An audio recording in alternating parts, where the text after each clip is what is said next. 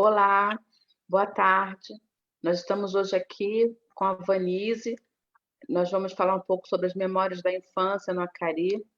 Nós estamos um pouco tristes porque acabamos de receber uma notícia não muito boa, que a nossa prima Cristina, que mora lá em São Gonçalo, faleceu agora de manhã. E a gente fica triste porque a prima que foi criada com a gente foi criada com ela, né, Vanise? Mas nós vamos fazer essa live assim mesmo, que eu sei que ela assistia nossas lives também, ela conversava comigo às vezes aqui, então nós vamos continuar. E é isso, né? A gente só recebe essa notícia assim e a gente tem que valorizar a vida, valorizar quem está perto, não se estressar muito, né, Bonito? Cuidar da saúde, que você estava falando, né? É. Para que a gente possa viver de forma plena, alegre, feliz. E a gente vai começar hoje falando um pouco, né, da nossa. Eu convidei a Vanise, né? Por que eu convidei a Vanise para estar falando aqui nesse projeto de Memórias de Jacari? Como vocês sabem, esse projeto faz parte, né, do meu pós-doutorado que eu estou fazendo. E, e a ideia, né, é trazer pessoas que viveram no Acari, que têm uma memória, uma experiência. E a Vanise, né, ela trabalha com infância, ela é professora, ela vai se apresentar também, vai falar ela fez doutorado, ela é doutora em educação pela UERJ, mestrado e doutorado em educação pela UERJ, pelo programa de educação. Ela vai Pode- falar de pós-graduação de educação da UERJ, ela vai explicar. Então, eu vou passar a palavra para ela se apresentar nesse momento. Boa tarde. Também nós estamos, né, lamentando essa perda, também em nome de muitos familiares também que já perderam muitos das suas famílias nesse período de pandemia, um período que as famílias têm sido atravessadas pela chegada, né, desse estrangeiro que é a Covid, o vírus da Covid, né, desse novo Covid-19, esse vírus que é um desconhecido, e que mexeu com a vida de muita gente, principalmente das famílias, do núcleo familiar. Muitas famílias sofrem pelo mundo, né, com a morte dos seus entes queridos, e a gente só tende a também, né, lamentar por tudo isso e pensar que o que que a gente vai fazer da nossa vida diante disso. Então, enquanto estamos vivos, precisamos nos cuidar, né? Cuidar de nós, cuidar da nossa família, porque eu acho que essa pandemia, esse vírus também veio nos deixar ver o quanto a gente precisava cuidar da nossa saúde, né? Porque nos pegou de surpresa e muita gente com muita comorbidade, num período, né, onde a vida no mundo capitalista do consumo, da produção exagerada de alimentos, de comida, faz com que a gente entre num desequilíbrio com a gente e com a própria natureza. Então a gente precisa repensar também, de nos protegermos, né, não evitar aglomeração, usar máscara, eh, limpar as mãos, fazer todo o processo de higienização, tudo isso é importante, a gente colocar atenção, mas, como prevenção, né, como cuidado, mas a maior prevenção é quando a gente cuida da nossa saúde, né. A gente come os alimentos, que vêm direto da natureza, que são as frutas, os legumes, as verduras, porque o que a gente vê hoje, né, no mundo da alimentação, é muito alimento, com muitos aditivos químicos e com muita, eh, com alguns problemas da própria produção, né. Então a gente quanto mais próximo da natureza esse alimento tiver, eu acho que vai fazer bem a gente. E cuidar, né, dos nossos. Então eu quero agradecer, né, a Vânia, né, que me convidou para trazer um pouco uma memória afetiva que eu tenho, né, do período que eu morei na favela do Acari. É uma favela que eu chamo de favela porque essa palavra não me causa nenhum tipo de estranhamento nem de tristeza, pelo contrário, ela atravessou uma parte da minha vida. Eu tenho 49 anos de idade e ela atravessou uma parte da minha vida que foi a infância, né? E é um período importante para mim, que hoje eu estudo um pouco sobre a infância, e quando eu tenho essa memória de voltar, afetiva, de retornar, do retorno, né? Desse período, eu posso me ver enquanto me relacionando com o mundo de uma maneira muito infantil, muito potente, né?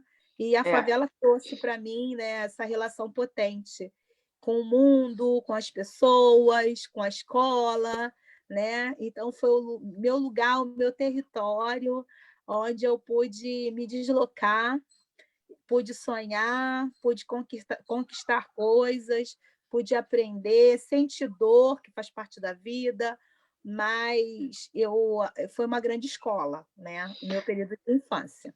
então, Então, vamos feliz, né? falar. Eu ainda estou assim, muito impactada ainda com a notícia, porque eu fui abrir aqui e, né, a gente recebeu a notícia agora há pouco mesmo. Mas assim, a gente lembra, né, que nossos pais fizeram parte da nossa infância também, mesmo morando longe, né? E era viajar para Niterói e São Gonçalo era o acontecimento, né? Era uma viagem, viu? Você lembra? A gente ia com a nossa avó, com a Nedina. A Minha gente mãe ia também para cima foi. Minha mãe, também, quando tinha né? festa, Tia Jurema também, ia todo mundo, né? Mas, lembra, mas todo mundo arrumado para ir, você lembra? era uma viagem que a gente tinha que ficar 3 dias, porque era tão distante para mim, né? Quando eu passo hoje na Avenida Brasil, eu estou voltando de Niterói, eu voltando do centro do Rio, e olho aquelas luzes lá no início do Caju. Eu sempre, de vez em quando, na verdade, né? Quando sempre me vem à memória, minha infância, eu lembro assim, nossa, eu estou chegando perto de casa, né? Tá chegando a nova semana, tá chegando coisas que eu tenho que fazer nessa nova semana. Passei um feriado, um final de semana divertido. Eu sempre me lembro da minha infância, quando eu vejo as luzes da Avenida Brasil à noite, sempre me lembro. É muito interessante, porque o período que eu vivi na favela do Acari, eu nasci em 1971, em dia 2 de março de 1971, né? É, hoje eu fui no hospital onde eu nasci no hospital da guarnição da Vila Militar, que hoje é anexo do Instituto de Biologia do Exército, lá na Vila Militar em Deodoro, mas eu fui criada mesmo, né, desde os meus primeiros dias de vida até mais ou menos meus 11 anos, saí de lá em 1982, né? Aliás, início de 83, né? Eu tinha 11 anos, saí de lá com, assim, trazendo muita alegria, muita saudade, e foi uma saída, mas não foi totalmente saída, porque eu saí, mas continuei retornando, que eu me lembro, até os meus 15 anos, eu ainda ficava lá, dormia na casa da minha prima Maria Cristina, ficava muito lá. Então, eu tenho uma experiência também um pouco da minha adolescência no Acari, né? Foi nisso, porque assim, a gente quando saiu do Acari foi um sofrimento, porque a gente gostava muito do Acari, né? Gostávamos.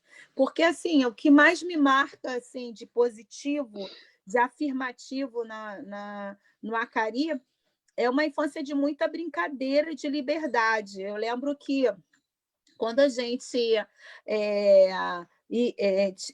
morava lá, né? A gente, durante a semana, lógico, a minha mãe tinha aquela proteção da gente deixar dentro de casa para estudar tal, mas a gente dava umas fugidinhas de vez em quando na rua E final de semana também era o final de semana da brincadeira. Então, a gente passava o dia brincando.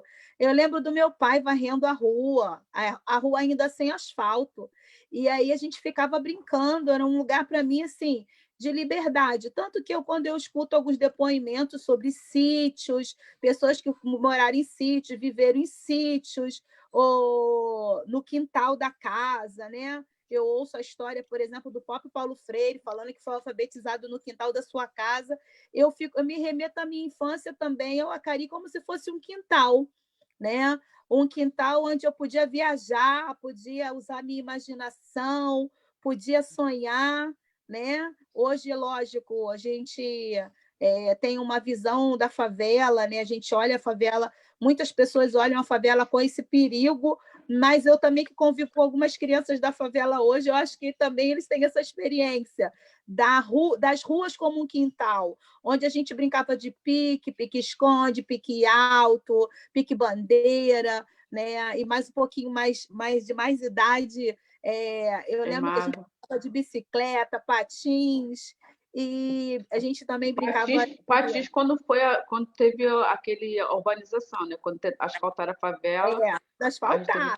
Mas a bicicleta não, a bicicleta era com a favela sem asfalto mesmo, era no chão. Foi no final da década de 70, né? Que asfaltaram, não me lembro. Acho que 80, 81. E foi um evento também muito importante, né? Eu tinha a bicicleta pequena, mas quando depois eu cresci mais um pouco, eu usava a bicicleta do meu primo também. Eu pedi emprestado à minha tia, ela deixava eu brincar de bicicleta. Era um lugar onde eu aprendi a soltar pipa, né? Que as meninas também brincavam com as brincadeiras dos meninos. Eu aprendi a jogar bola de gude, soltar peão, né? Que eu tinha um irmão mais novo, né? Que era o Júnior, 5 anos mais novo do que eu, e eu sendo a filha caçula, aí meu pai sempre falava, vai lá brincar com seu irmão. E aí eu tive que aprender a fazer jerequinho, que era aquela pipinha feita de papel de caderno, e aí fazia, né, com ele, botava a pipa no alto, e também brincava muito de peão, botava o peão na mão, tudo na rua. Nós fazíamos as coisas no meio da rua. Depois, quando a gente foi ficando um pouco mais com os 11 anos, com os 10 anos, a gente começou a participar muitas brincadeiras coletivas. As brincadeiras eram sempre coletivas, né? E a gente começou a participar e um pouco mais além da nossa rua e para outras pique ruas. Bandeira, né? Pique bandeira também, né? A gente jogava queimado, tinha time de queimado. E vôlei. E o vôlei que a gente comprou, nós compramos a rede, juntamos dinheiro, compramos a rede. Lembra do vôlei? Legal que a gente aprendia na escola e levava para praticar nas ruas, porque a gente tinha essa segurança, ou a gente conhecia o lugar, éramos conhecidas do lugar também, né? Então, na verdade, ali, as ruas do Acari, né? Rua Hipólito, Rua Bolonha, a Rua Piracambu, Rua do Campo, aquelas ruas ali eram para gente, para mim, né? Era um quintal, a extensão da minha casa, né? A minha casa era uma casa pequena, porque era uma casa dividida entre a propriedade era da minha avó, e ela dividiu entre os filhos. Minha avó tinha muitos filhos, então ela dividiu. Uma metade ela deu para minha outra tia que casou, tia Romana, e outra metade ela deu para o meu pai e para minha mãe. Então a gente morava numa casa pequena, mas a extensão desse quintal, na verdade, era a rua, né? Então, assim, a gente aprendeu muita coisa, né? Eu acho que uma das coisas que a gente aprendeu, para mim, né, era conviver com um grupo de pessoas, de crianças, totalmente diferentes, umas com um pouquinho de condição, outras com menos condições, a gente dividia tudo, né? A gente fazia uns lanchinhos, uns bolinhos, umas coisinhas tudo juntas e sempre dividindo tudo, lanche, tudo a gente dividia. E as brincadeiras eram brincadeiras coletivas, né? Até mesmo patins que a gente tinha, que era um brinquedo na época, para a gente era um brinquedo mais individual, era um brinquedo coletivo também. A gente levava para a rua e emprestava para todo mundo, e todo mundo brincava, Estava A todo mundo bicicleta, junto. principalmente. A bicicleta, cada um tinha que dar uma volta, né? É, Aí, isso. quando um dava uma volta, a gente brincava de outra coisa. A gente estava sempre brincando. A gente criava as nossas próprias regras. Eu lembro que não tinha adulto intervindo, era a gente pela gente mesmo, né? É, E tinha quando chegava. pulação de corda também, pular corda. Não, gente, peteca, corda, bola, muitas brincadeiras a gente participava, muitas. E os piques, no geral, a gente reinventava os piques, pique gelo, e Aquele reinventava aquilo. de cor, que tocava cor, camaleão. É. E eu lembro que a gente aprendia algumas coisas na escola, né, na educação física, né, e trazíamos para o cotidiano, né, reinventando. E se não tivesse uma brincadeira efetiva oficial, a gente criava brincadeira para sempre, de uma certa maneira, a brincadeira manter a gente unidos, juntos, no coletivo. E essa, sim, é uma herança assim que eu trago, né, muito forte para a minha vida, né, como professora, como profissional, como pessoa, né, de estar sempre com outros, criando coisas no coletivo para estar junto, entendeu? Essa acho que é uma das minhas maiores memórias assim do Acari. Lógico, teve outras coisas também, né, muito legais que é, Vanessa, você lembra de como era ir para a escola?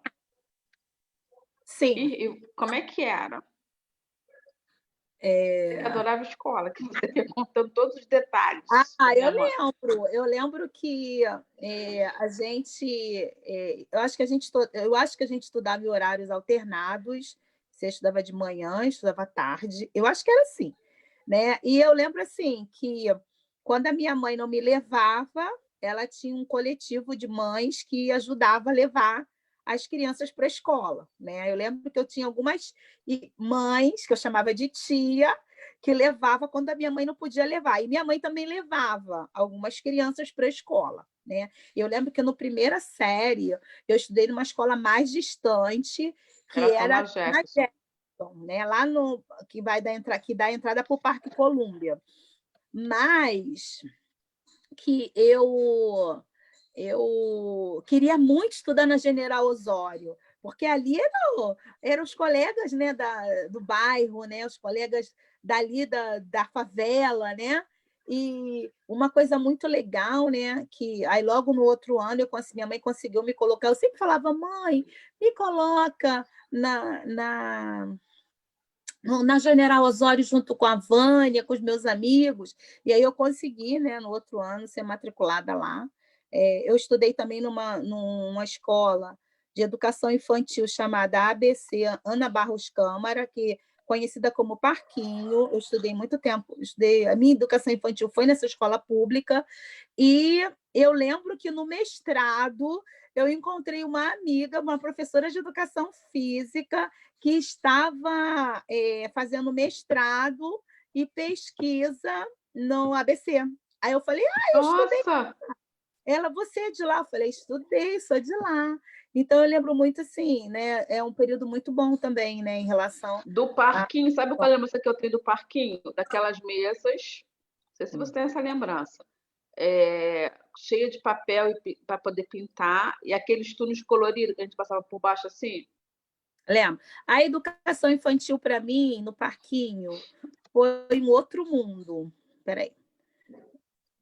Saiu, peraí. Voltou. Foi um outro mundo também, né? Eu acho que o período da minha infância foi experimentar mundos, né? Estar na educação infantil no parquinho foi um outro mundo. Foi onde eu aprendi a ler, né? E a ler efetivamente, né, as letras, as palavras, mas a leitura do mundo ia um pouco além mesmo do que das palavras, porque lá tinha uma sala que tinha muitos brinquedos, tinha uma sala de leitura que eu chamava de biblioteca gigante, né? E eu gostava muito de ficar lá e lendo as historinhas, me vendo dentro das histórias. Eu tenho até uma foto muito feliz nessa biblioteca. e tinha a área externa, que era onde tinha as brincadeiras, né? As brincadeiras livres, né? Então tinha alguns brinquedos mesmo de balanço, de trepar, e tinha umas manilhas, né? Que eu ficava encantada de ver aquelas manilhas que faziam a obra. Gente, quando chegou o asfalto, eu fui entender que aquelas manilhas que a gente brincava eram as manilhas de fazer a obra, né? Mas quando essas manilhas chegaram na Cari, a gente brincava com essas manilhas na Cari. Porque a gente entendia as manilhas como um brinquedo, Todo né? mundo brincava com aquelas manilhas na Cari. Aquelas manilhas, a gente já estava pelas manilhas, ficava brincando, entendeu? Na Cari. E aí tem também a questão dos primos, né, Vanessa? Da família grande, dos né? primos, eu queria falar também da Igreja Católica, né? Que foi uma experiência muito boa também, né? Que minha mãe era da Igreja Católica, da Igreja de São Jerônimo, né? E que a gente chamava as ruas eram numeradas. Na Rua 6, eu não sei qual é o nome daquela rua, a gente chamava ela de Rua 6, em frente a essa escola, né? A Escola de Educação Infantil Ana Barros Câmara.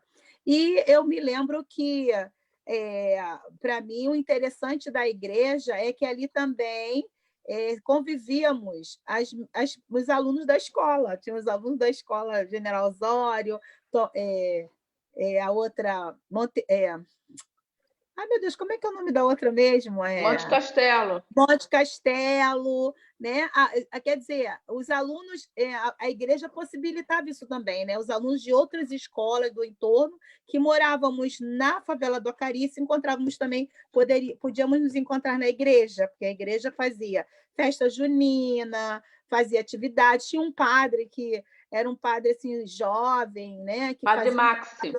Padre Márcio, com toda a juventude, com todos os adolescentes, então eu gostava muito, na época, né, da igreja, assim, nessa parte social, né? E também, assim, eu só ficava assustada com as imagens que tinha lá. Eu até conto para os meninos lá no Palmeirinha, que eu trabalho, que eu fiz lá, eu conto das imagens que me assustavam, né? Mas, assim, no geral, quando eu era pequena, na favela do Acari, eu posso dizer, né, que eu não tinha a imagem da favela como um lugar nem de tortura, nem de violência, nem de tráfego. A gente sabia que existiam essas coisas, mas para mim, enquanto infância, era meu quintal, né? Onde eu podia ser feliz, ser criança, né? Lógico que brincávamos... É uma das árvores, que tinha árvores também? Tem a árvore. Brincávamos com os primos e, infelizmente, né, o tráfico foi crescendo dentro da favela. Ou talvez, eu não sei se foi crescendo, ou nós fomos crescendo, nós né? fomos crescendo, né?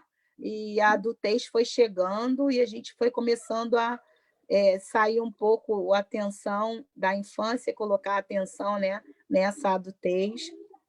E realmente houve um crescimento, né, do tráfico de drogas dentro da favela, e a gente viu, né, o envolvimento dos meus primos, e eu não entendia por que muitos amigos e muitos primos, era uma pergunta que eu fazia, por que eu amava tanto a escola me atravessava, a escola era um outro mundo, a escola pública, além do jardim, a escola do ensino do primeiro grau, que era primeiro grau na época, era um lugar onde eu podia me deslocar nos mundos, dentro do meu mundo.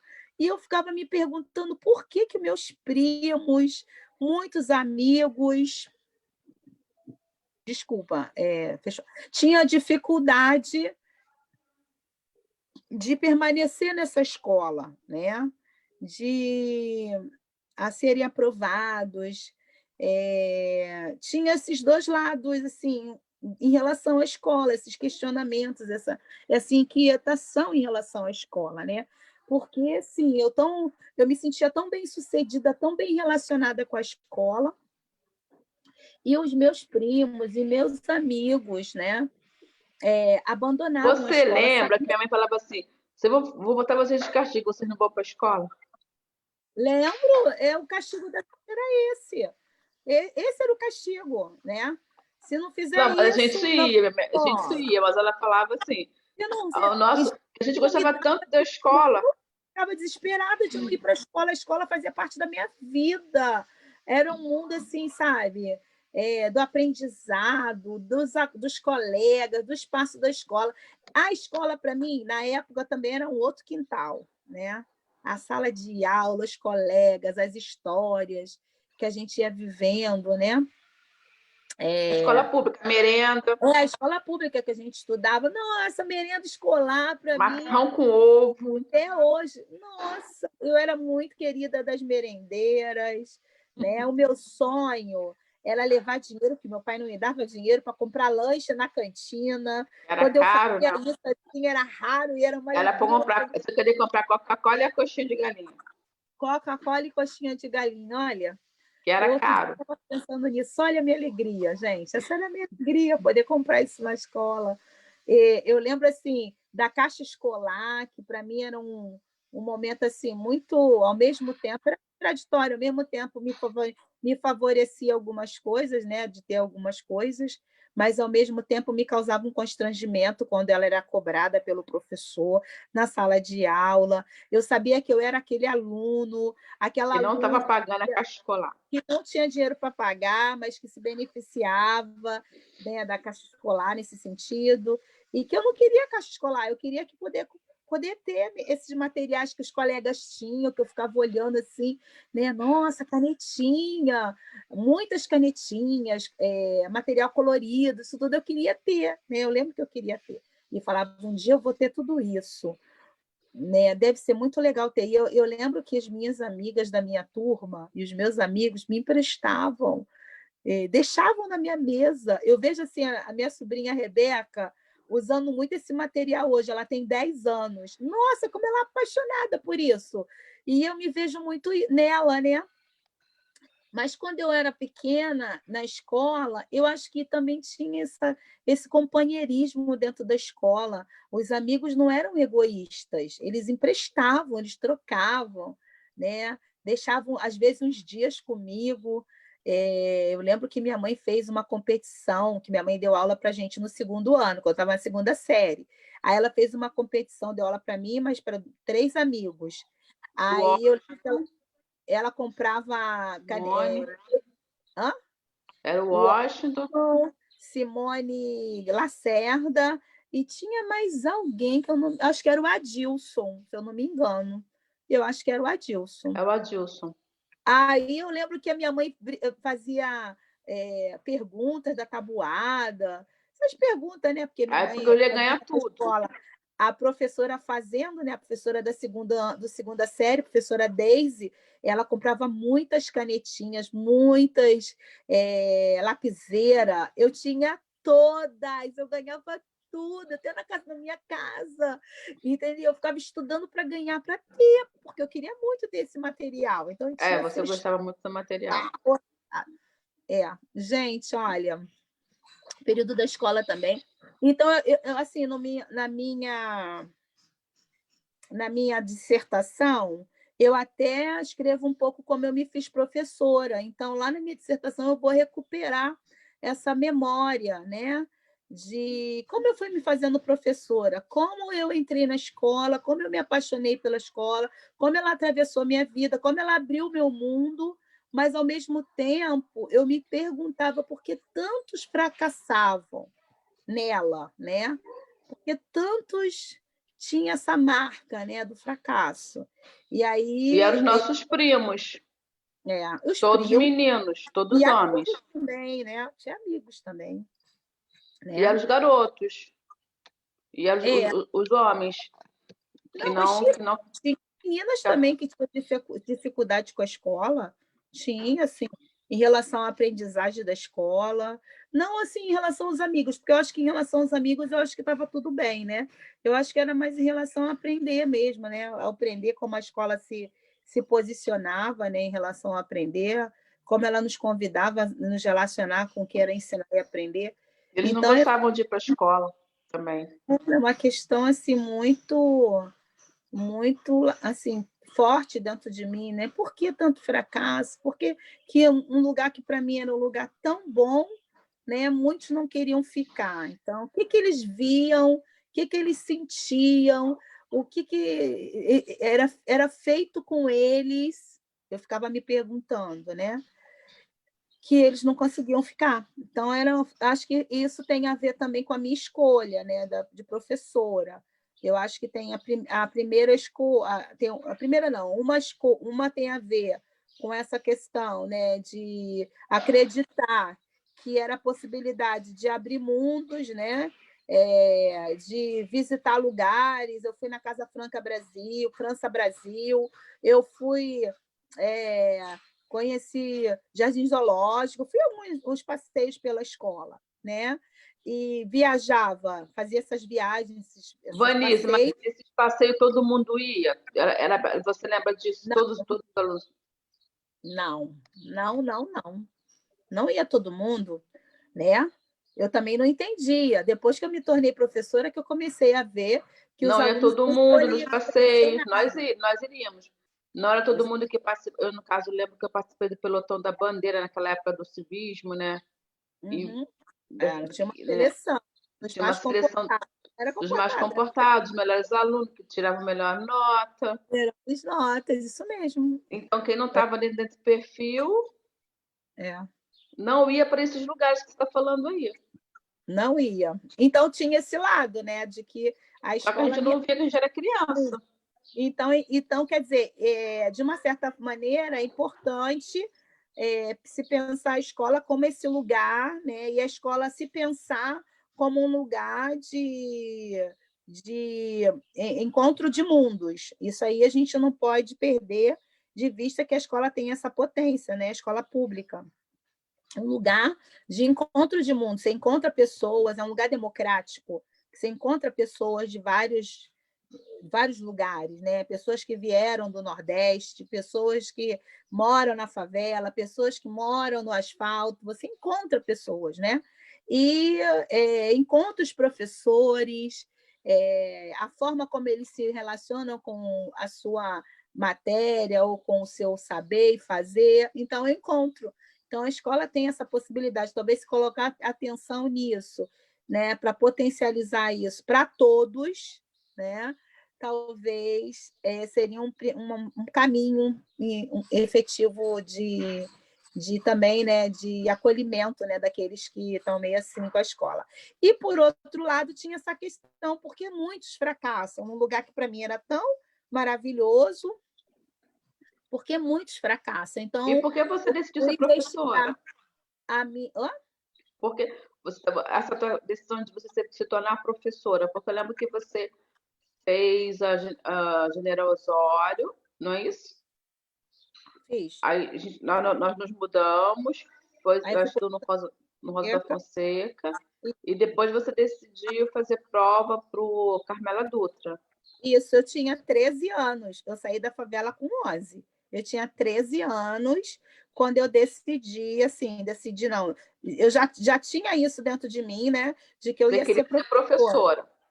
É. E aí eu fui, Lembra que você eu brincava com um quadro, que tinha brincava, um gostava quadro muito. verde?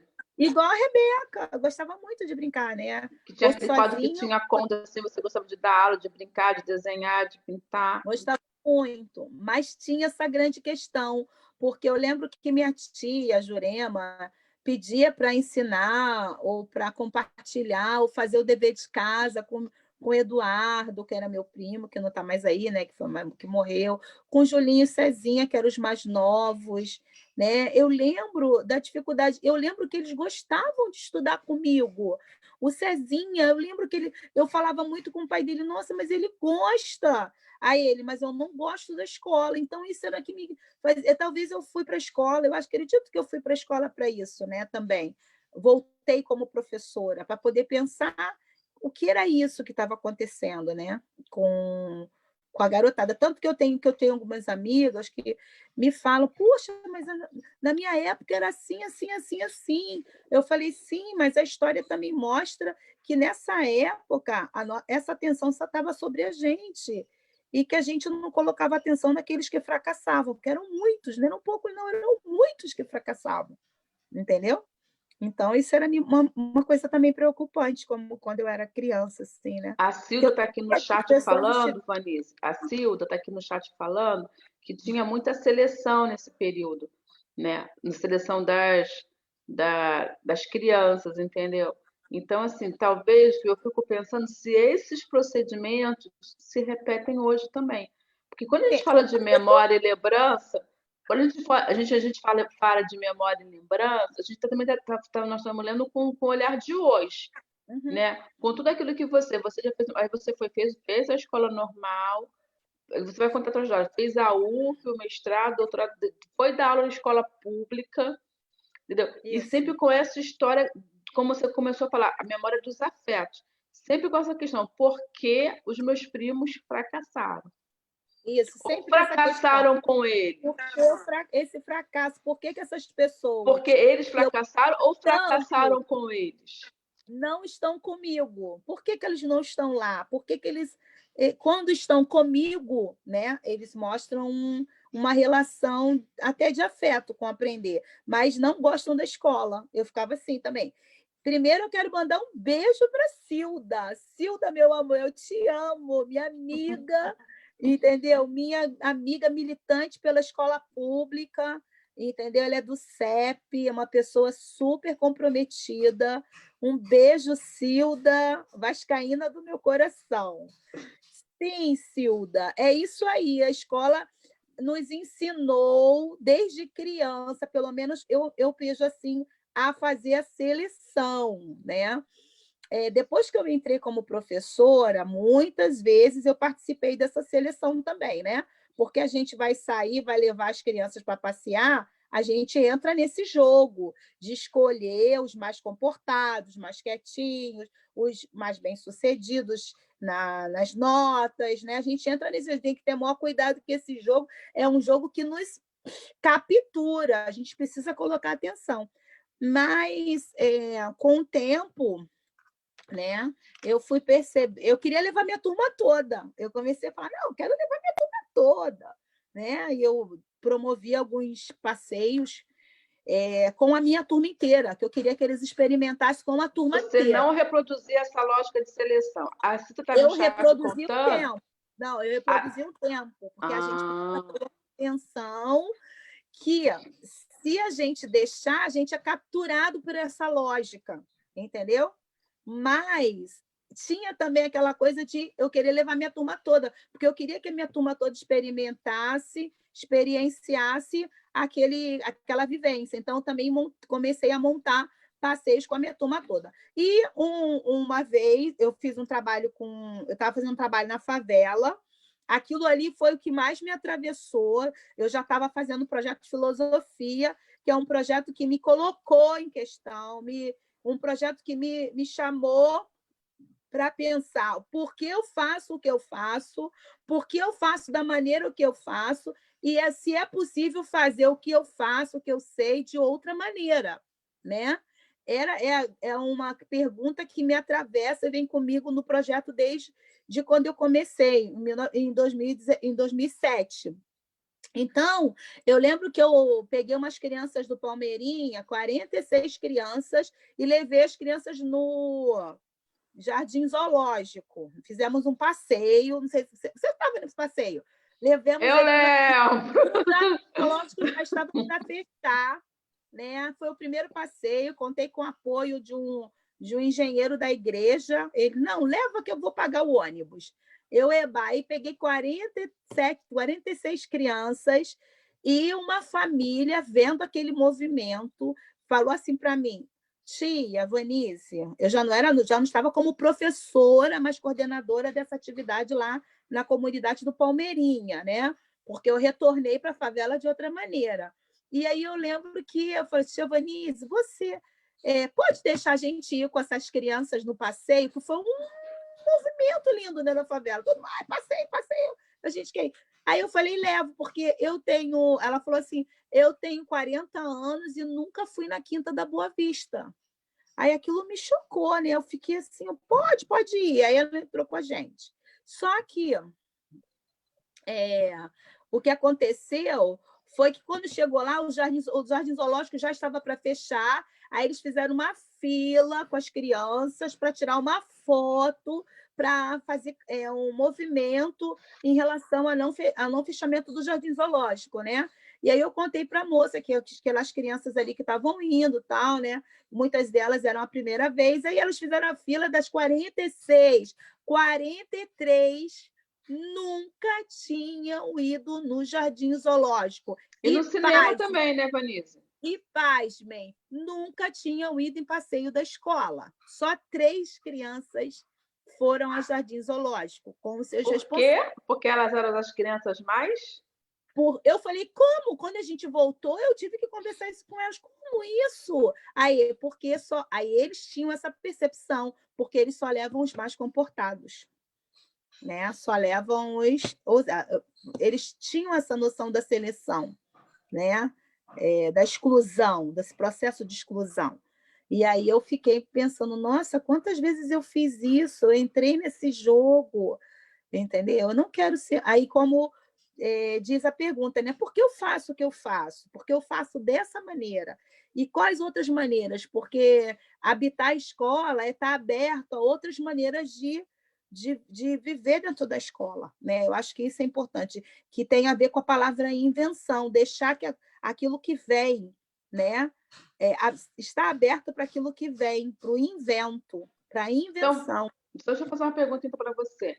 Então, as crianças que moram em favelas, né, se não são comportadas, como o caso dos nossos primos, a gente foi meio que fora da curva, porque a gente era comportada, porque a gente tirava boa nota, entendeu? E a gente tinha e os nossos primos não eram comportados, porque eu lembro que eu apontava, eu pulava o muro da escola, entendeu? Mas a gente tinha a questão da nota, né? A gente era boa aluna nesse sentido. Eu acho que se não deixasse ir, ia trazer, assim, mostrar para a escola, né? Um preconceito, né? Muito que já se vivia. Pô, não vão deixar elas irem, pô, elas não são alunas bem. Eu era comportada, né? Sempre fui comportada, mas não deixar ir tem a questão da nota também, né? Da questão do destaque, né? Então não tinha como não levar, mas com certeza se a gente não fosse bem sucedida, a gente não iria. Eu não teria essa visão da escola como com outros mundos, né? Então, você acha que nós estudamos na escola na década de 70 e 80. Então, isso que você traz na sua fala da infância, das crianças no Acari, e aí você vem trabalhar no Palmeirinha com crianças também. Então, essa lógica de seleção dentro da escola pública ainda é frequente. Porque, né? As crianças, hoje em dia, principalmente, há uma fala dentro da escola, e de fato as crianças vivem muitas questões sociais, muitos problemas sociais, né? E existe essa fala, e são muitas questões, tem muita criança abandonada, muitas questões que a gente vê dentro da escola mesmo, né? Mas eu acho que também tem, né, essa questão de que o aluno está fazendo muito bagunça. Eu acho que na minha escola, a gente até conversa um pouco sobre isso, eu acho que minha escola até tem superado isso de uma maneira muito bonita, sabe? De um tempo para cá, eu tenho visto esses movimentos assim, né, na minha Mas por escola. causa do projeto que tem lá de extensão com a UERJ, você não acha que esse projeto também que chegou na escola, né, de filosofia na infância, você poderia falar mais um pouco? Fala um pouco da sua trajetória. Você fez o normal, fez a pedagogia na UF, fala um pouco disso, dessa história. Aí... Foi fácil fazer pedagogia? Foi fácil chegar na universidade pública? Não, foi muito difícil. Nossa, por muitos motivos, muito difícil. Conta aí, anima o povo aí que quer fazer faculdade aí, que está pensando. Né? Agora a gente tem metrô, trem, mas a universidade é longe, a gente mora na favela, as pessoas olham para a gente com aquele olhar de que a gente não vai conseguir, né? De que a gente vai reproduzir as coisas como um tio traficante. Essa daí eles vão ser traficantes também, né? Tem isso. Então, não foi fácil a gente superar os preconceitos, foi muito difícil. Mas, assim, eu entrei no curso normal, agora eu estou em contato com a minha turma do curso normal, né? Há 35 anos a gente se reencontrou. E elas trouxeram também muita memória para todas. E eu até convidei elas para estarem hoje na live. Não sei quem está aí na live. Se tiver alguém, eu quero mandar um beijo aí na live. Fala aí, se tiver alguém, ó, eu fui do Carmela com a Vanise. Fala aí, Pavônia. Mas, assim, eu entrei num período que meus pais estavam se separando, a gente era muito pobre, e tinha que se fazer o concurso para entrar, e uma das primeiras critérios para se fazer o Carmela Dutra era ter o uniforme completo, né? Então foi o meu primeiro desafio, minha primeira barreira, né, que eu tive que transpor com a ajuda da minha mãe, porque para começar a estudar no Carmela Dutra, uma escola estadual da época, tinha uma seleção, né, um concurso, não sei se vocês lembram, né, para fazer o segundo grau, e eu passei nesse concurso, e quando a minha mãe foi lá efetivar a matrícula, para começar a aula, tinha que já começar de uniforme, o uniforme era caríssimo, né? E minha mãe conseguiu o dinheiro, até com o namorado dela, para comprar todo o meu uniforme, né? E comprou aquele uniforme básico, né? E eu comecei a estudar com muita alegria. Fiz 3 anos de curso normal e 1 ano de curso adicional, que na época era para educação, trabalhar com educação infantil. Não foi fácil, porque eu também tive que contar com. Eu não sei se era caixa escolar, eu acho que não, com auxílio ao educando que tinha, né, com os livros, e pegava os livros emprestados, né, da escola. Você também pegou, não pegou, Vânia? Então, Vanise, você tocou num ponto que eu tô até aqui chorando. Sabe por Não? quê?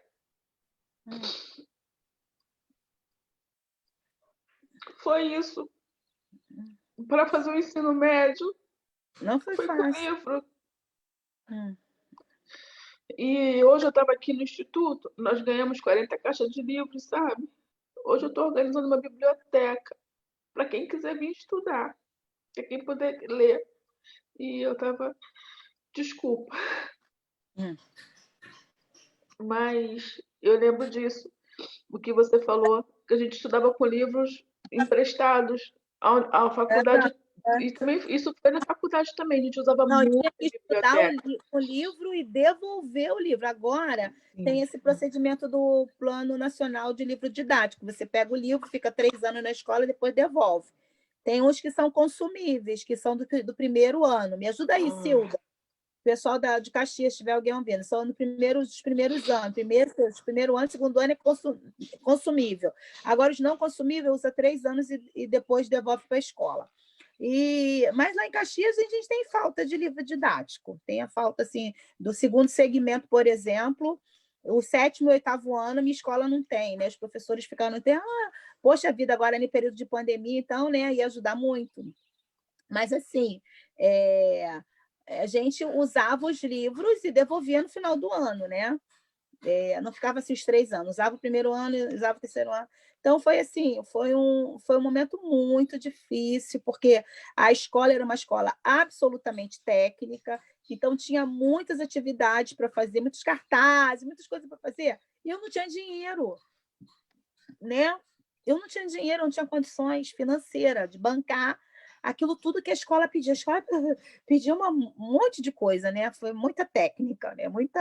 Muito material de desenho, muita coisa assim, né? Que a gente precisava, muitos cartazes que a gente precisava fazer, letras, né? E eu não tinha. Eu lembro que eu tinha uma aula de literatura infantil que eu amava. E eu não podia ter aqueles livros infantis. Aí eu lembrava lá da, eu falei, eu vou ser professora porque eu vou poder acessar esses livros. Eu lembro lá da, da Ana Barros Câmara. Eu falei, caramba, quando eu era criança, eu tinha todo dia uma biblioteca disponível para mim. E aqui eu tenho acesso a esses livros que A a gente professora... também, não sei se você lembra, a gente tinha uns cadernos, a gente escrevia as histórias. Eu lembro, eu escrevia as histórias. Eu tinha um caderno de história da Branca, das histórias que a gente estudava na escola. E eu escrevia, né? Os livros eram assim, quando eu fui fazer o ensino médio, eu fiz no Batistão, e tinha o livro, eu lembro do livro do Catufano, de matemática, e quando foi para estudar para o vestibular, não tinha livro, né? E era caro, a gente estava sem grana, né? E aí eu voltei na escola, mesmo não sendo mais aluna, procurei lá o setor de orientação educacional da escola, que eles me conheciam, eu falei, eu quero estudar para o vestibular, vocês podem me emprestar o livro, mesmo não sendo aluna? A escola, o Colégio Estadual Marechal João Batista de Mato, me deu acesso aos livros, eu pude estudar, porque eu tinha também, eu era aluna do SOI, né? Serviço de Orientação Educacional ao Aluno, que era que prestavam, né, aos alunos que não tinham recursos financeiros. E para a escola, porque a gente mudou para cá, para Guadalupe, não tinha dinheiro nem para passagem. Eu usava. Nossa, que horror. Eu usava a camisa do primeiro grau, porque aí, primeiro grau, que eu sou antiga, né? Que é garantia no fundamental. E aí não podia entrar pelo ônibus quem era do ensino médio, que depois que acabou, né? Porque a gente estudou na década de 80, então, assim, acho que para nós permanecermos na escola, a gente gostava muito mesmo, porque, olha, E as barreiras eram grandes. eu lembro que a igreja, eu sou da igreja presbiteriana de Honório Gurgel, e eu lembro que a mocidade, a juventude, tem acho que uns 3 anos atrás, 4 anos, eles fizeram uma ação social, né? Lá nesse lugar, né? Na congregação do Palmeirinho, onde eu trabalhei com as crianças e com os adolescentes, e eu lembro que uma amiga minha, Érica, ela levou para a criançada, ela levou os gibis que ela tinha. Nossa, levou muito gibi, muito, muito, muito gibi. E meus alunos amam gibi, que as crianças gostam muito de gibi, muito. Aí levou e eu vi as crianças assim super entretidas com os gibi.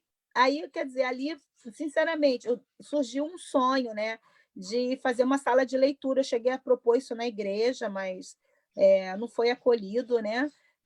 Da gente montar uma sala de leitura lá na comunidade, né? Eu sei que lá no Parque das Missões tem uma, e as crianças contam dessa, né? Que é coordenada pela Fabiana. Eu não conheço ela pessoalmente, mas eu admiro muito o trabalho dela, que ela faz no Parque das Missões.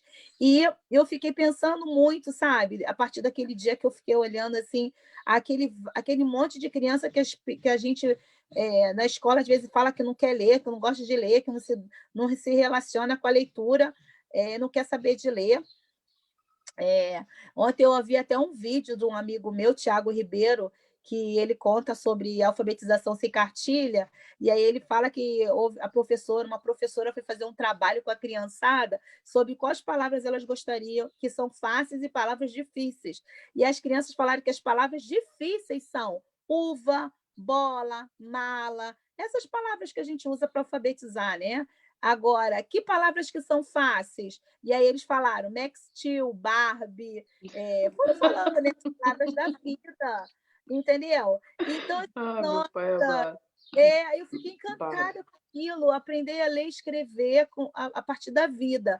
E aí ontem eu vi ele falando, fiquei assim, cada vez que eu ouço essas coisas assim, né, me fortalece mais ainda essa ideia, né, de estar na escola pública, trabalhar, né, com a periferia. E então eu lembro que eu vi as crianças ali e eu fiquei pensando, poxa vida, é um sonho, né? Eu não sei se eu vou conseguir realizar, mas assim, ter uma sala de leitura lá para as crianças poderem ler, para ler todo dia para elas, sabe? Eu fiquei olhando elas com aqueles gibis ali, tão entretidas, são crianças que a gente olha e de primeira mão já recebe aquela marca de bagunceiro, que não se concentra em nada, que não querem saber de nada, mas estavam com atenção naqueles gibis ali jogados, eles estavam ali no cantinho, separados, e aí eles pegaram e ficaram ali sentadinhos, manuseando, olhando. Uns até nem ainda têm a leitura convencional, mas estavam ali fazendo a sua leitura,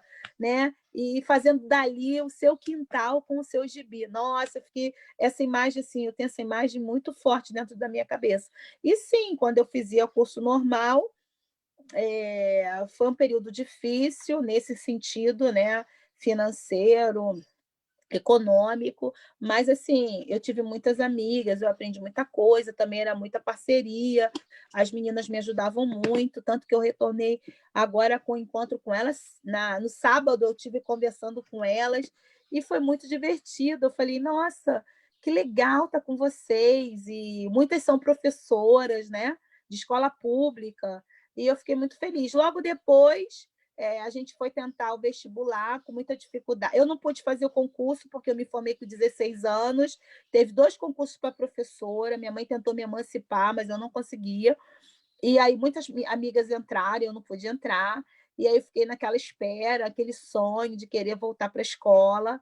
E logo depois, assim, um tempo depois, né, eu passei na UF, fui reclassificada na UF, e aí também porque até no curso normal não tinha alguma disciplina, né, física, química, era só no primeiro ano, e aí eu fiz a prova da UF e fui reclassificada na primeira reclassificação, entrei, e foi aí que eu conheci a Cilda, né? A Cilda foi muito importante na minha vida pela escolha do lugar onde eu trabalho hoje, né? A Cilda foi fundamental. Trabalhei nesse período, eu fiz o curso de pedagogia, né? E além de fazer o trabalho de pedagogia na igreja também, eu fazia o trabalho com as crianças da igreja. Então, eu tinha uma vocação na minha parte teológica, na minha parte religiosa, que era a vocação, que era um chamado para trabalhar com criança de todas as idades, e também na minha parte profissional, era essa escolha, né, que eu tinha feito para trabalhar com escola pública. E aí eu fiz essa pedagogia e na UF, e vivia com a Cilda, participei do movimento estudantil e adentrei um pouco mais na vida política, da política da educação, discutimos muita política da educação, né? Eu lembro que eu fiz parte do PSTU, né, há um tempo, saí por causa de uma coisa que eles me cobraram em relação à Cilda, e a amizade da Cilda com a Cilda era inabalável, né, Cildinha?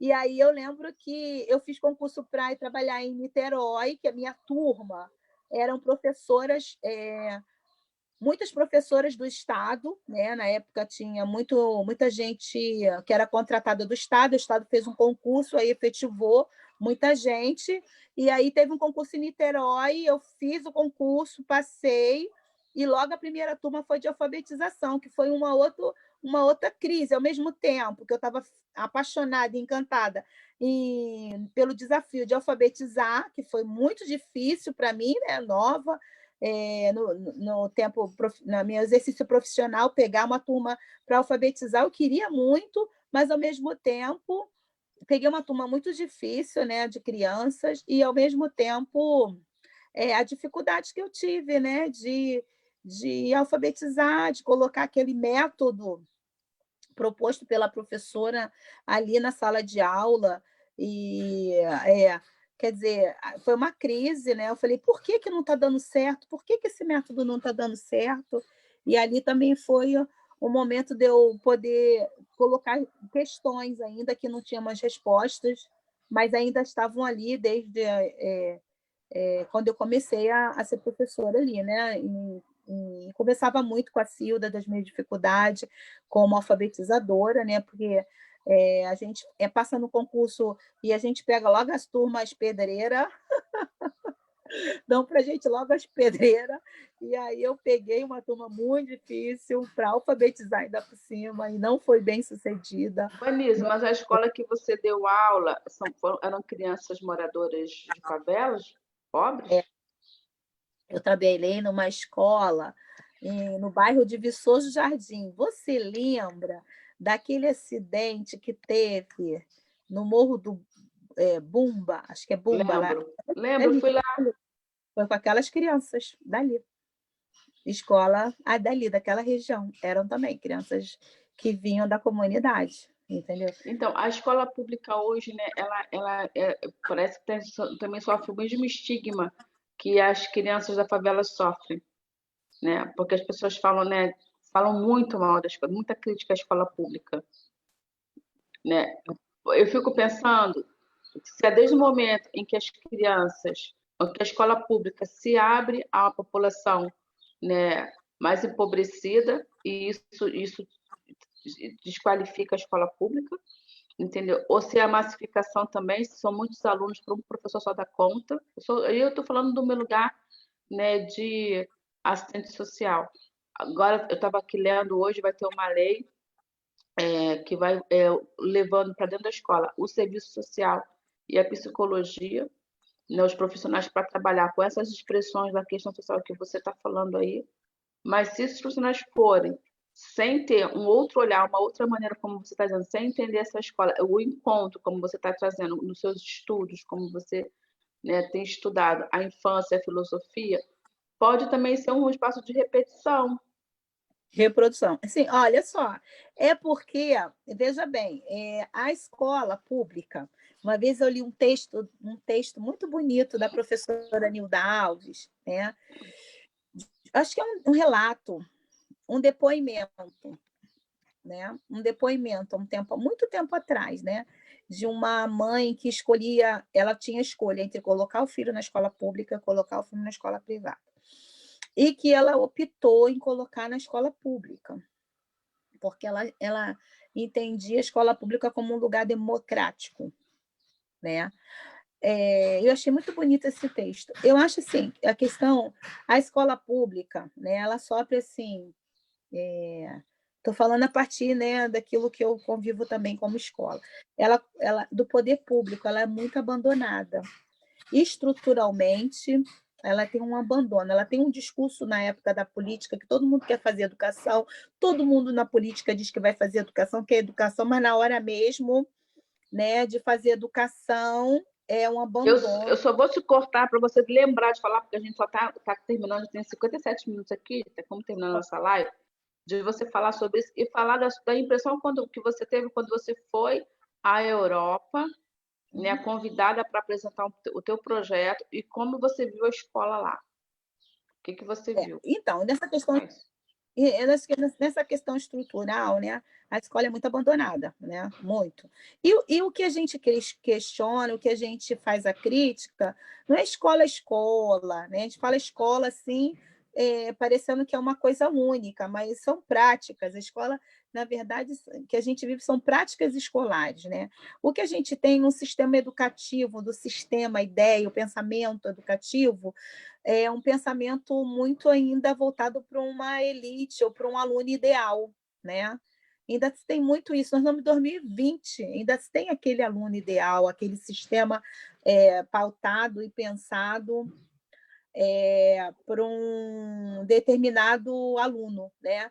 Hoje eu estava conversando com um amigo sobre um texto que tem do Rubem Alves, que fala de um currículo, de uma escola, acho que a escola dos urubus, currículo dos urubus, se eu não me engano, alguém aí me ajuda a lembrar, que ele conta, né, que ele escreve sobre quando monta uma escola sempre na perspectiva dos urubus, tudo, currículo, tudo, cadeira, mesa, os urubus, para atender a diversidade e a variedade da bicharada. E aí essa escola não vai dar certo, né? Porque ela vai ser uma escola sempre excludente, porque ela não foi montada e pensada para a diversidade. Eu acho que esse é um problema, né? E acaba que a gente estuda na escola e se forma nessa escola e se reproduz muito, né? Então, para fazer esse exercício, esse exercício de deslocamento, a gente precisa estudar, a gente precisa estar junto, dialogar, né? E se aproximar também das pessoas, né? E principalmente dos estudantes. Então, assim, eu acho que, aliás, eu penso que a crítica é esse sistema educativo que é montado para um público, que é o público que não é o público da escola, que está na escola, né? E numa escola desestruturada. Por exemplo, eu fui realmente numas escolas, conhecer umas escolas estruturalmente, que eu estou falando, né, na Europa. E eu fiquei, gente, encantada de ver a qualidade da Da estrutura estrutura. física, você está falando, da estrutura física, dos Estrutura física. espaços. Porque da estrutura física, né? porque o que a gente vê é um sistema educativo que não é só brasileiro, entendeu? Da competição, né? Da seleção e dos destaques, entendeu? E que ainda e que tem, né, na sua base a exclusão, porque vai excluir, não vai incluir, vai excluir. Se você trabalha com a classificação, você trabalha com a seleção e você trabalha com modelo único, né, um modelo uniforme, você vai excluir, porque nós somos diferentes. O que nos iguala é que somos diferentes, entendeu? Então, é uma escola pensada para um determinado público, que infelizmente não é o público que está na escola pública, entendeu? Então, nós, professores, temos essa dificuldade. Se a gente não sentar e não se aproximar desse público para poder não reproduzir o público, mas poder entender, ouvir, abrir uma escuta desse público para que a gente possa, né, junto com esse público, repensar e inventar a escola, fazer de outra maneira, né, pensar por que a gente faz dessa maneira? Porque nos ensinaram dessa maneira. Por que eu faço o que eu faço? Porque eu faço dessa maneira. Existem outras maneiras de fazer, né? Existe, se a gente estiver junto com o outro. Então, assim, eu penso que esse que é o problema, né, hoje. E o projeto de filosofia, que é um projeto, o nome do projeto é Em Caxias, a Filosofia Encaixa, é um projeto de extensão universitária, coordenado pelo Núcleo de Estudos de Filosofia e Infâncias, do Programa de Pós-Graduação em Educação da UERJ Maracanã. Ele é coordenado pelo professor Walter Coan, mas é um núcleo muito bonito, que o professor Walter coordena, mas de um outro lugar, né? É um exercício de igualdade mesmo, né? De igualdade das inteligências, onde ele abre para que a gente pense junto, né, esse movimento da escola, da infância, do fazer, do aprender, do ensinar, e a gente pensa isso também junto com a escola. É a universidade junto com a escola. Não é a universidade mais que a escola, ou a escola menos que a universidade. É as duas pensando juntas, no mesmo patamar, entendeu? E isso é muito legal. E o projeto, né, trouxe alguns temas, alguns conceitos para a gente poder pensar o que a gente faz quando a gente faz, o que a gente faz na escola, né? Ou da escola ou com a escola. E a gente tem habitado esses conceitos. Um deles que eu acho que é importante é a igualdade das inteligências, que me ajuda a trabalhar na Palmeirinha, no favela da Palmeirinha, me ajuda a retornar para a favela e ter uma relação onde todos têm capacidade para pensar. Ou seja, o projeto de filosofia da universidade lá do Maracanã, ele se desloca, vai até a periferia da periferia, que é Duque de Caxias, né? Vai numa escola de periferia, escolhe uma escola de periferia para dizer, olha, eu quero fazer filosofia porque aqui tem potência, a filosofia pode ser feita aqui, porque aqui se pensa. Então, assim, já olha a periferia não como falta, mas como potência, potência para pensar. Então, o projeto me ajuda a pensar o outro, sim, olhar o outro não como falta, que a escola, o sistema educativo nos conduz ou nos induz a nos relacionarmos com o aluno, né? E principalmente o aluno de periferia, o aluno de favela, como falta comida, falta o amor, falta o dinheiro, falta a educação, falta a cultura, falta tudo, né? Mas o projeto de filosofia me ajuda a olhar o outro como aquele que pensa, entendeu? Pensa o mundo, pensa ele, pensa com o outro, pensa esse mundo e se relaciona pensando, né? Não lhe falta o pensamento. O pensamento é algo potente, inerente desse ser humano, onde quer que ele esteja. E na periferia tem muito pensamento, muita vida. Eu me lembro da minha infância, né? A infância dos meus amigos, a infância com aqueles que já não estão mais aqui, que morreram, foram assassinados pelo tráfico de drogas, a infância desses que estão lá, né? Que eles pensam, que eles reinventam o mundo e a vida. Quantos brinquedos, quantas formas de brincar nós inventamos e eles inventam. Isso é um exercício de pensar o mundo, entendeu? E que a escola Na verdade, esse sistema educativo é um sistema de olhar sempre com a falta,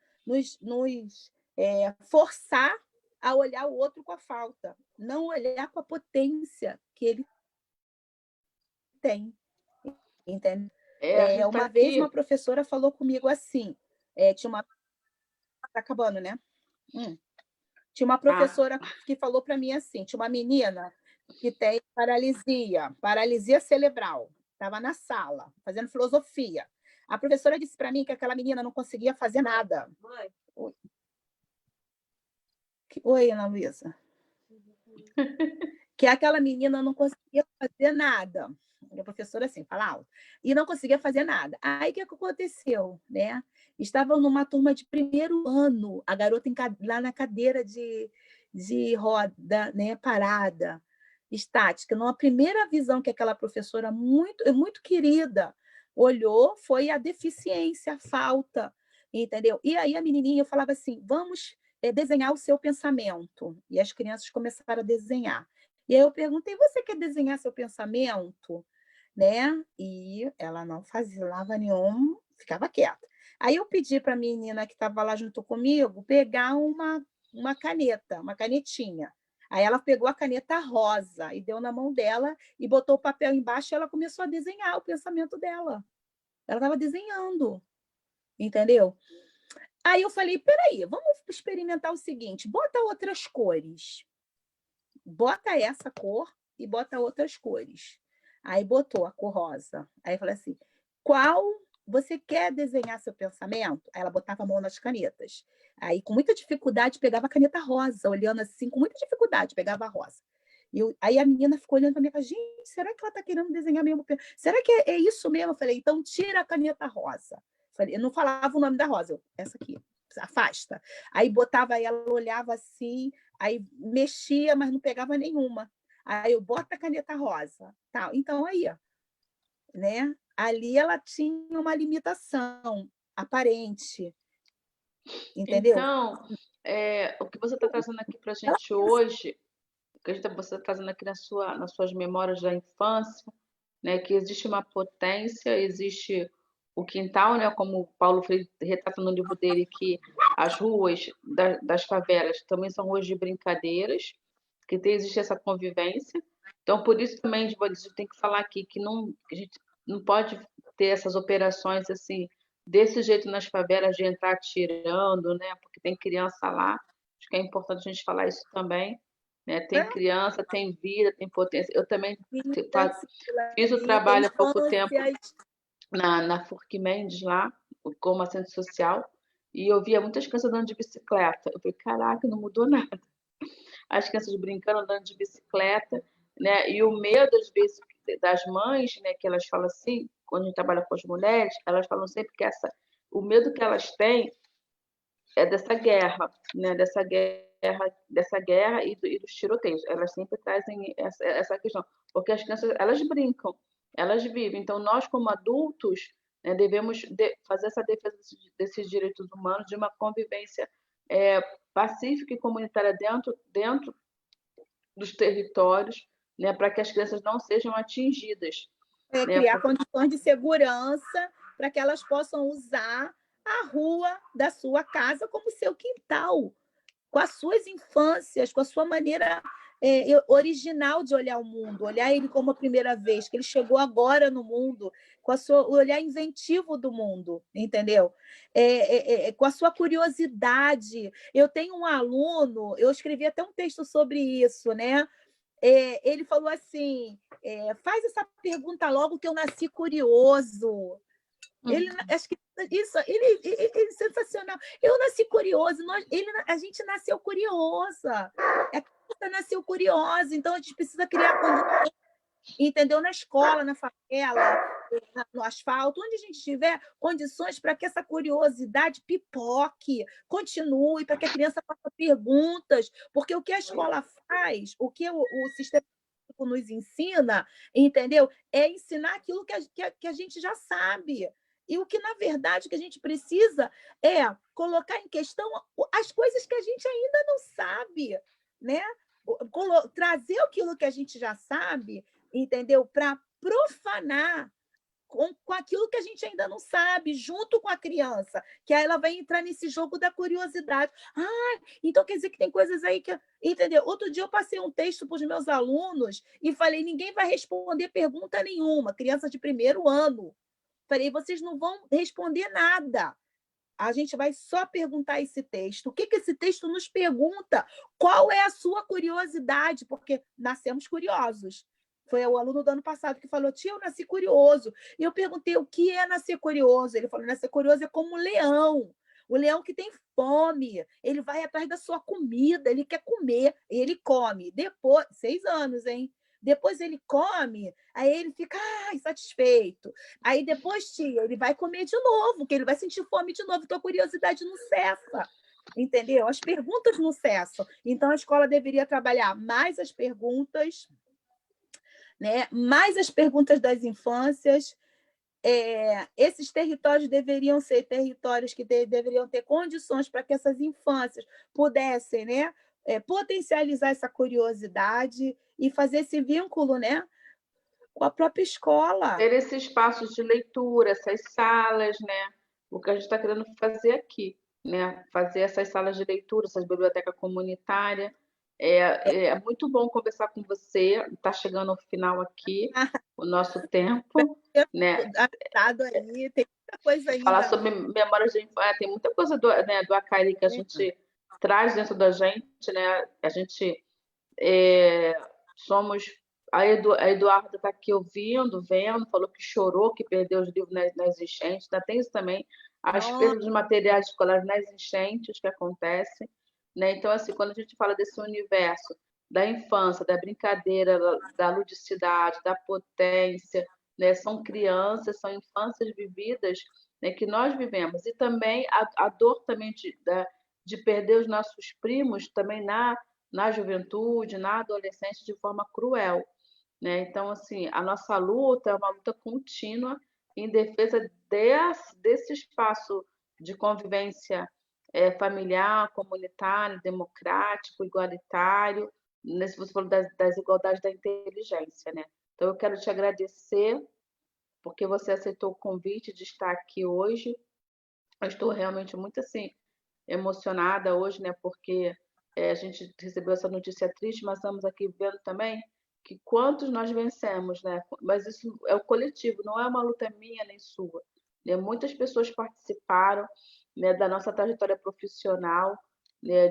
Hoje a Vanessa é doutora em educação pela UERJ, né? Reconhecida internacionalmente, viaja, apesar dos trabalhos dela nos fóruns na Suíça, na Espanha, né, através do trabalho dela. Então, assim, é muito importante mostrar, né, para as pessoas que estão nos assistindo, que moram, entendeu, em favelas, que moram em lugares... como é que eu vou fazer para estudar? Ó, é difícil, mas é possível. Né? E nós aqui estamos aqui, né, com um projeto para poder estar apoiando você, né, que está querendo estudar e não tem condições, tem os livros vão estar aqui.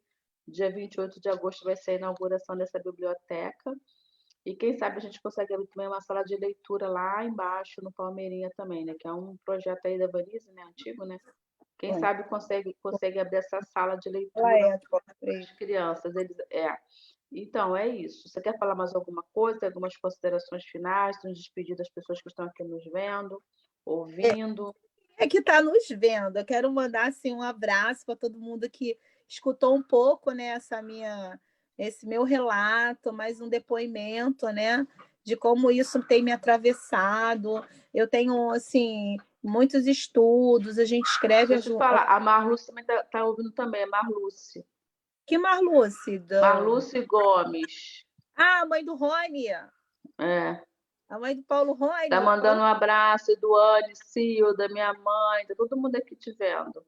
A minha mãe foi muito importante nesse processo de escola. Mãe, um beijo, eu amo você. Minha mãe me levava com uniforme limpinho, tinha o maior cuidado com o meu uniforme, me botava no braço assim, porque eu ia mancando, que eu tinha um problema na perna, né? Ainda tinha isso também, ainda teve essa tua doença, né, Vanessa? Minha mãe foi importante quando eu entrei no curso normal, foi importante na pedagogia, nossa, muito importante. Importante quando eu comecei meu trabalho engravidei, cuidou da Ana Luísa para mim, para eu poder trabalhar, né?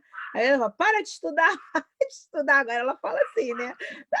Vocês duas, eu vou encontrar vocês estão estudando, a Vânia nessas lives, nessas coisas de pesquisa, tá? E vocês param de estudar, você quer saber de estudar? Me dá um pouco de atenção, mas, mãe, isso aqui é fruto, entendeu? Do seu trabalho, do seu investimento, nem investimento, mas do seu cuidado, não é investimento, né? Mas foi o seu cuidado, o seu cultivo. E é isso, eu quero agradecer a todo mundo que está aí, está ouvindo, né? Dizer que, assim, eu me fiz assim, o que eu sou hoje, né? Pelas minhas marcas do meu passado, que teve momentos difíceis, sim, que me marcaram e que me fizeram quem eu sou hoje, como, por exemplo, né? Meu casamento com o Rony, filho da Marlúcia aí, que me deixou de herança, né? Meu maior presente, que é a minha filha, Ana Luísa, né? Então, assim, sabe, eu quero agradecer muito por tudo que eu experimentei, que meu processo, que é mais da live, né? Que era essa minha memória lá da favela, do Acari, né? Eu retorno à favela, fazer o trabalho na favela, eu falo que lá é meu campo de trabalho, mas eu retorno sempre porque eu tenho boas memórias, eu quero recuperar, né? Essa infância, esse quintal. Eu quero que a gente abra uma escuta, assim, a minha militância é que a gente possa abrir uma escuta, uma atenção, não uma intenção, no sentido de querer modificar, transformar, mas numa atenção a esse quintal, a esse lugar onde a criança aprende a viver, né? Aprende a vida. A gente pensa que ali faltam as coisas. Pode faltar, né? De repente, o arroz, o feijão, a carne, pode faltar. Mas a infância não falta, ela está ali dando potência, dando movimento, dando deslocamento, dando imaginação, curiosidade e trazendo muitas perguntas daquilo que a gente ainda não sabe sobre a vida. Eu acho que esse é uma escola, isso é uma maneira de se fazer escola, né? Quando a gente abre a nossa escuta e a nossa atenção a essa gente pequena, né? Que consegue habitar a favela com vida. Gente, isso aí a gente precisa colocar atenção nisso e ver com eles como eles conseguem fazer esses movimentos. Isso é importante. Então, eu quero agradecer muito a todos que assistiram. Meus sentimentos para o Sérgio, né? Meu primo que eu amo muito, que é o irmão da Cristina. A gente agora, né, vai fechar a live, vai entrar em contato, né, com nossa família lá de São Gonçalo, que a gente ama muito, né? Mesmo distante, né? Porque faz parte da nossa história. Mas que, assim, que tiveram presente com a gente nesse quintal, né? Trouxeram experiência, brincadeira nesse quintal, né? No quintal da casa da minha avó, das ruas, da nossa casa, né? Quero agradecer. Um beijo para todo mundo aí, a galera do Palmeirinha. Que está assistindo, né? Estão lá esperando, cadê a tia Vanessa? Entendeu? Eu só queria ler um trechinho aqui, rapidinho. Será que ainda dá tempo? Dá tempo. Dá tempo, sim. Eu que agradeço, a Vanessa está aí participando, falando um pouco de infância, de memória, de educação, de escola. Né? Nós temos muitos desafios nesse Brasil, nesse Rio de Janeiro, no bairro que nós moramos, e isso é uma tarefa de todos nós, né? É no coletivo que se resolve as coisas, é no coletivo que a gente consegue mudança, que a vida se movimenta. Ela quer ler um texto para encerrar, vou esperar ela pegar o texto aqui para a gente poder encerrar essa live.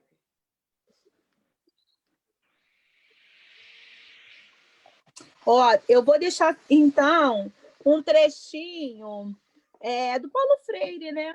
Do Paulo Freire, que é um grande educador, né? Um grande filósofo, uma pessoa que fez o exercício do encontro, de escuta, de diálogo. Né? Paulo Freire, que escreveu um livro Por uma Pedagogia da Pergunta, né? Um livro dialógico, onde, né, o Walter traz isso para a gente. Eu recuperei a leitura desse livro, um livro de diálogo com Antônio Faúndes, um chileno, E ele traz ali nesse diálogo, né, no livro Diálogo, uma coisa diferente, legal, Paulo Freire, né?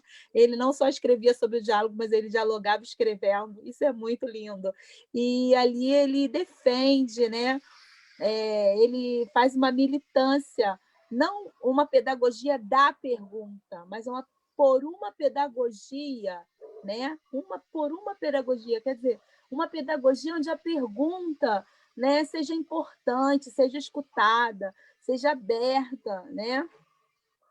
A gente coloca essa atenção na pergunta, e principalmente na pergunta da infância, que é uma pergunta assim, potente, uma pergunta simples, mas que vem com força e com intensidade. Ele diz assim: olha, hoje, fincado nos meus 72 anos e olhando para trás, para tão longe, percebo claramente como as questões ligadas à linguagem, à sua compreensão, estiveram sempre presentes em mim. Então, quer dizer, hoje, com meus 49 anos, olhando para trás e olhando essas questões hoje que a gente tem, né, da linguagem, da compreensão do mundo, olhando para trás, eu vejo o quanto essas coisas esteve tão presentes em mim, né, lá atrás. Então, obrigada. Eu que agradeço. Até a próxima live para falar. Tem que falar mais, né? Trazer mais elementos, né? Sobre a educação, sobre a infância, sobre essas memórias. Tá Tá bom? bom. Então, um Tá. abraço. Eu que agradeço e todo mundo que está assistindo aí. Beijo, Até galera. a próxima, gente. Até a próxima live. Tá.